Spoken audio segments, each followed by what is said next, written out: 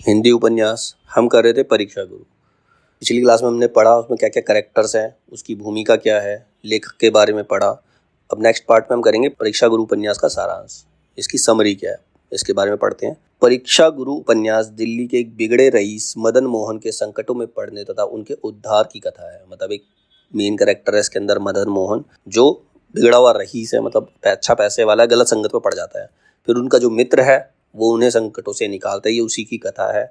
मदन मोहन की दुरावस्था में सभी चाटुकार मित्र एक एक करके खिसक जाते हैं। अब बहुत सारे दोस्त कुछ होते हैं बढ़ावा देते हैं, हाँ तो ठीक कर रहा है, चलो ठीक है, वो भी साथ में एंजॉय करते हैं, साथ में वो पैसे खर्च कर रहा है, साथ में उसके साथ चलते रहते हैं। लेकिन कुछ अच्छे मित्र भी होते हैं जो उसे गलत रास्ते पर ले जाने से रोकते हैं। तो मदन मोहन की दुरावस्था, जब वो उसकी दशा बिगड़ जाती तो जितने भी चाटुकार मित्र जो साथ दे रहे थे एक एक करके निकल जाते हैं। उस समय उनके मित्र ब्रजकिशोर ने बड़े धैर्य के साथ उनकी सहायता की और उसे सामाजिक अपमान तथा आर्थिक संकट से छुटकारा दिलाया, उसकी बुरे वक्त में हेल्प की। उपन्यास की शुरुआत सौदागर की दुकान से होती है। लाला मदन मोहन अत्यधिक संपन्न व्यक्ति, अमीर व्यक्ति है। वे हर वह चीज खरीदना चाहते हैं जो विलायती हो तथा उनकी झूठी शान को बनाए रखने में सहायता कर सकती हो, भले ही उस वस्तु की उन्हें कोई आवश्यकता ही ना हो। कुछ लोग क्या होते हैं, शो ऑफ के लिए चीजें खरीद, जरूरत नहीं है बट शो ऑफ करना है कि ये चीज मेरे पास होनी चाहिए, दूसरों को दिखाने के लिए वो चीज खरीदी जाती है जिसकी कोई जरूरत भी नहीं है। उसकी इस लालसा तथा रईसी को उनके तीन चापलूस मित्र, अब तीन चापलूस मित्रों के नाम दे रखे चुन्नी लाल, शंभू दयाल और बैजनाथ, वो हवा देते रहते कि हाँ भाई ये तो तेरे पास होनी चाहिए, तुम्हें ये चीज़ लेनी ही चाहिए।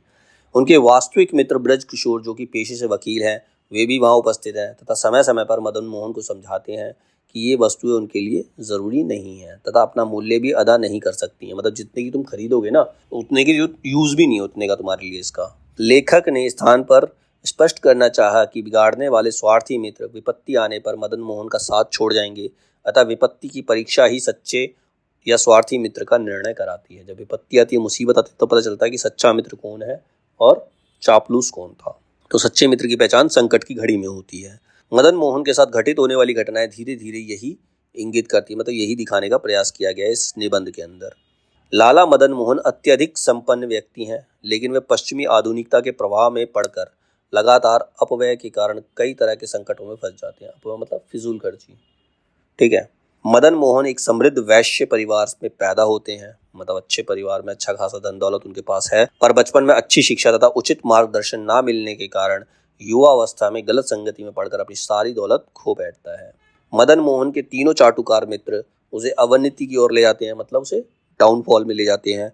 ये मित्र ही मदन मोहन को फिजूल खर्ची, व्यय शक्ति, सुरा, सुरा मतलब शराब, वैश्य, जुआ आदि साधनों का प्रयोग करने के लिए प्रोत्साहित कर देंगे। तो पैसे हैं तो तुम ये सब चीजें कर सकते हो। मदन मोहन को आदमी की परख नहीं है। वह अपने सच्चे हितैषी ब्रज किशोर को अपने से दूर करके चुन्नी लाल, शंभू दयाल, बैजनाथ और पुरुषोत्तम दास जैसे कपटी, लालची, मौका परस्त, खुशामदी दोस्तों से अपने आप को घिरा रखता है। तो वो ये इच्छा यही होता है, जब कोई अपने मन की बात नहीं करता ना, वो इंसान बुरा लगने लगता है, चाहे वो सही बोल रहा हो। और वही इंसान अच्छा लगता है जो उसके मतलब की बात करे, चाहे वो उसको धीरे धीरे पतन की ओर ले जाए, लेकिन फिर भी वही व्यक्ति अच्छा लगेगा जो उसकी चापलूसी कर रहा है, उसे हर बात में सही बोल रहा है, तो वही व्यक्ति अच्छा लगता है। और जो व्यक्ति उसके अगेंस्ट है उसे बुरा लगेगा, चाहे वो उसका सच्चा मित्र ही क्यों ना हो। ये इसमें दर्शाया गया है, ठीक है। बहुत जल्द इनकी गलत सलाहों के चक्कर में मदन मोहन भारी कर्ज में डूब जाता है और समय पर कर्ज अदा न कर पाने से उसे अल्प समय के लिए कारावास भी हो जाता है। अब धीरे धीरे दौलत खत्म होती है, उधार लेता है और कर्जा चुका नहीं पाता तो उसे जेल भी होती है।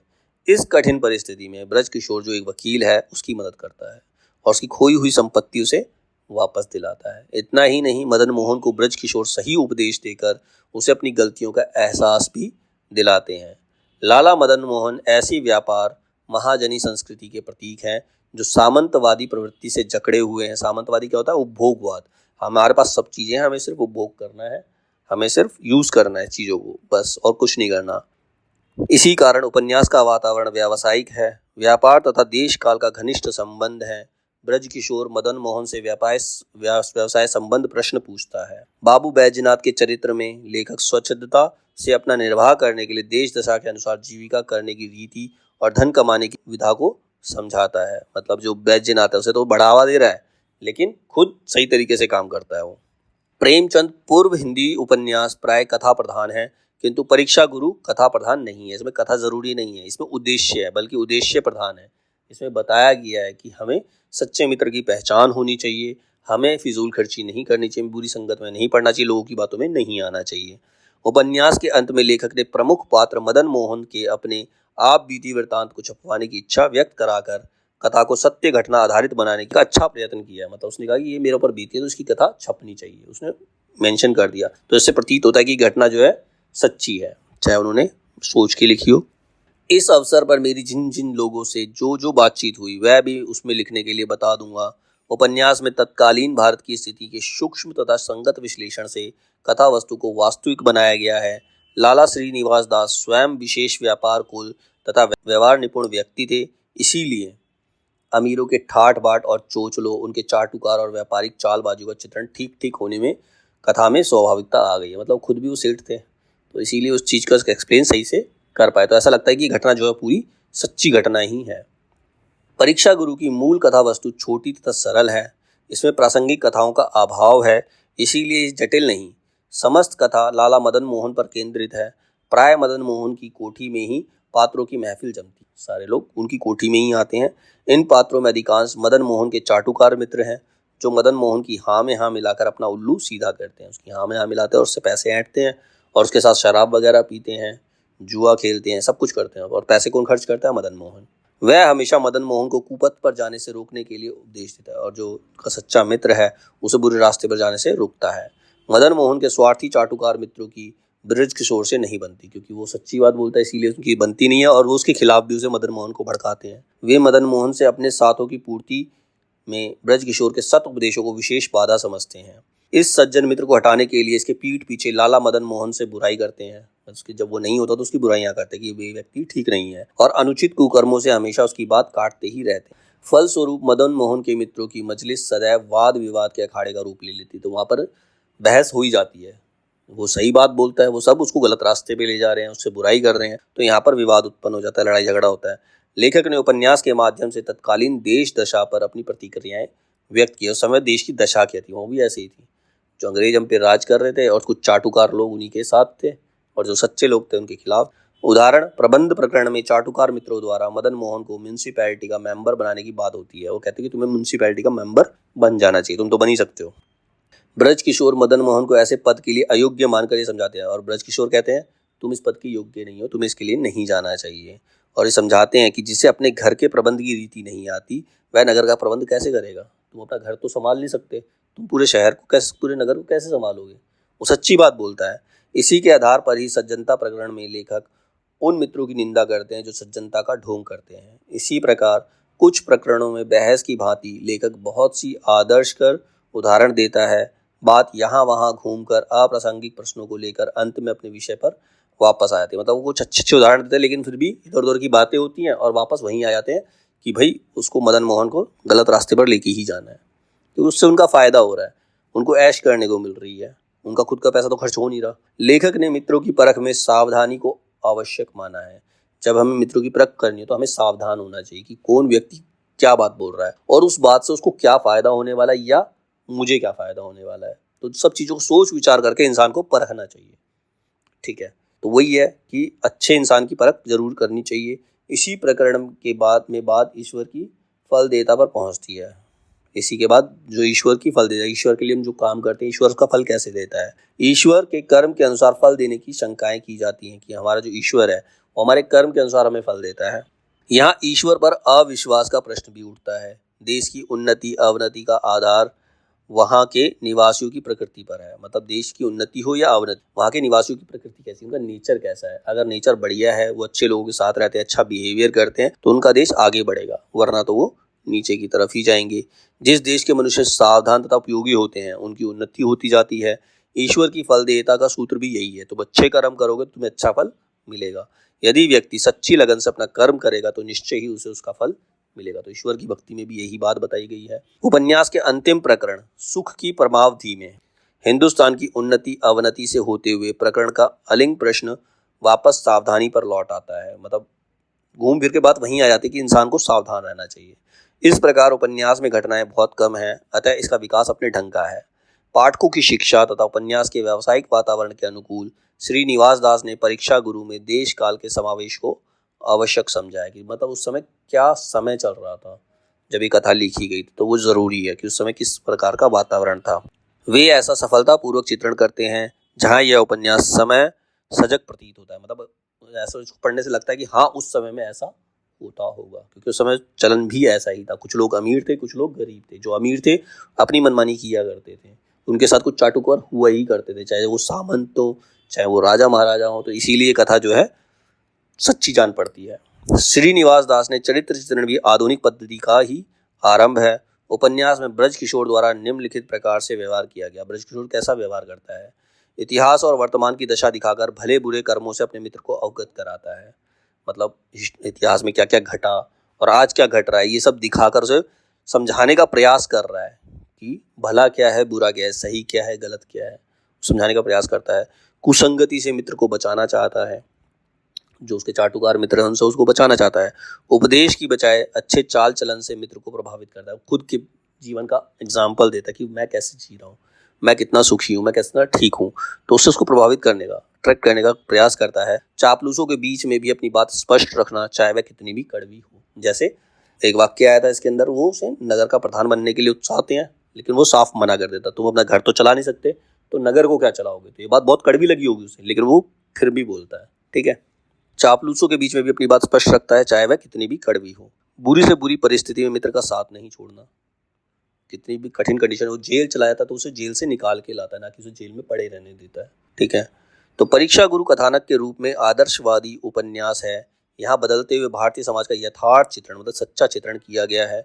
किस प्रकार कंपनी के शासन में आग जब तथाकथित धनवान पश्चिम की चकाचौंध के प्रति आकर्षित हो रहे थे, मतलब जब कंपनी का शासन था, अंग्रेजों का शासन था, तो जो यहाँ के धनवान लोग थे वो पश्चिम की तरह आकर्षित हो रहे थे। मतलब वहाँ की चीज़ें उन्हें बहुत ज़्यादा अच्छी लगती थी, उनको खरीदने के लिए वो बेताब रहते थे। अपना सारा पैसा उनको दे दिया उन्होंने और अपनी जड़ों को काट रहे थे। यह बड़ी ही विशिष्ट बात रही कि हिंदी के प्रथम उपन्यासकार ने सामाजिक क्षेत्र में उपलब्ध सामग्री का पर्याप्त उपयोग किया है।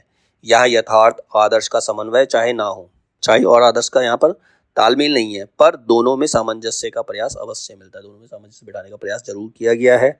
अब इस निबंध के प्रमुख कथन क्या, प्रमुख कथन बता रखे हैं। चतुर मनुष्य को जितने खर्च में अच्छी प्रतिष्ठा अथवा धन मिल सकता है, मूर्ख को उससे अधिक खर्चने पर भी कुछ नहीं मिलता। जो सच्चा चतुर मनुष्य है, मतलब जो चालाक व्यक्ति है, थोड़ा खर्च करके ज्यादा कमाने की कैपेबिलिटी रखता है, लेकिन जो मूर्ख व्यक्ति है वो ज्यादा खर्च करके भी कम प्राप्त नहीं कर सकता, मतलब कम भी प्राप्त नहीं कर पाता। जितना खर्च किया उतना भी प्राप्त नहीं कर पाता। तो एक कथन है। फिर है, नामुनासिब काम करके कोई नुकसान से नहीं बच सकता। मतलब जो काम जरूरी नहीं है, अगर वो काम तुम करोगे तो तुम्हें नुकसान होगा ही होगा। धनी दरिद्री शकल जगन जन है, जगन की जग के आदि, चाहत धनी विशेष कछु तासों से अति दीन। ठीक है, ये लाइनें बोली गई। धनी दरिद्री शकल जने जग के आधीन, चाहत धनी विशेष कछु तासों ते अति दीन। अप्राप्ति के दिनन में खर्च होत अविचार, घर आवत है वाणिज्य ना लाभ लगार। मतलब कहता है अप्राप्ति के दिन में, मतलब जब हमें जरूरत नहीं है, अगर उस दिन में भी हम खर्च बिना सोचे समझे खर्च कर देते हैं तो घर में लक्ष्मी नहीं आती, बुरा टाइम ही आता है घर पे। सहबासी बस होत नृप, गुणकुल रीति विहाय, नृप युवती अरु तरुलता मिलत प्राय संग पाए। मतलब सहबासी बस होत नृप, गुणकुल रीति विहाय, मतलब जो हमारे साथ रहते हैं, जो राजा के साथ रहे, वो कुल और गुण के आधार पर ही नहीं, वो ऐसे मित्र होने चाहिए जो उसका अच्छा सोचे। इच्छा करने से लाभांश कभू न परहु आशा, जैसे पावक धृत मिले वह विधि करत प्रकाश।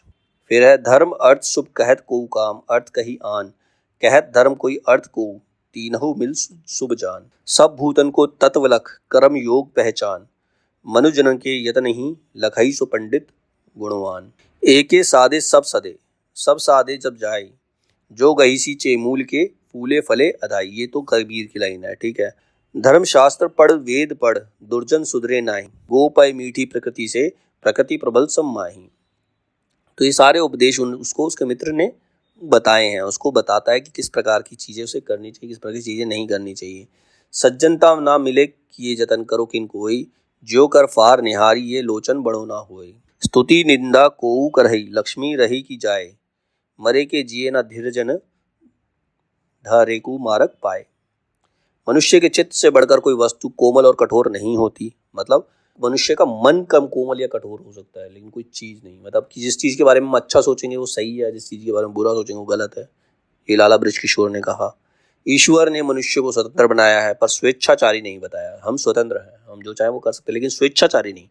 अपनी इच्छा से गलत काम को हम सही नहीं कर सकते, क्योंकि उसको प्रकृति के नियमों में अदल बदल करने की कोई शक्ति नहीं दी गई। जो प्रकृति का नियम है उसे हमें फॉलो करना ही पड़ेगा।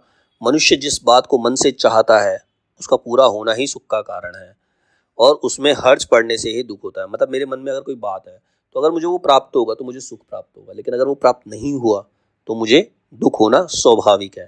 ठीक है। एक प्रामाणिक मनुष्य परमेश्वर की सर्वोत्कृष्ट रचना है। प्रामाणिक मनुष्य मतलब जो सब कुछ सोच समझकर, सोच विचार कर करता है, सही गलत का फैसला करके करता है, तो परमेश्वर की सबसे उत्तम रचना है। सबसे सही व्यक्ति वही है। आबद की यह सामर्थ्य है कि वो मनुष्य की इच्छा ना होने पर भी अपनी इच्छा अनुसार काम करा लेती है और धोखा दे देकर मन पर अधिकार कर लेती है। मतलब जो चापलूस लोग होते हैं उनके अंदर सामर्थ्य होता है कि मनुष्य की इच्छा ना होने पर भी अपनी इच्छा से उससे काम करवा ही लेते हैं। आफत जो है अपने काम करा लेती है। वो कहते हैं ना, जब टाइम खराब होता है तो सबसे पहले बुद्धि खराब होती है। ठीक है। तो ये हमारा निबंध था परीक्षा गुरु।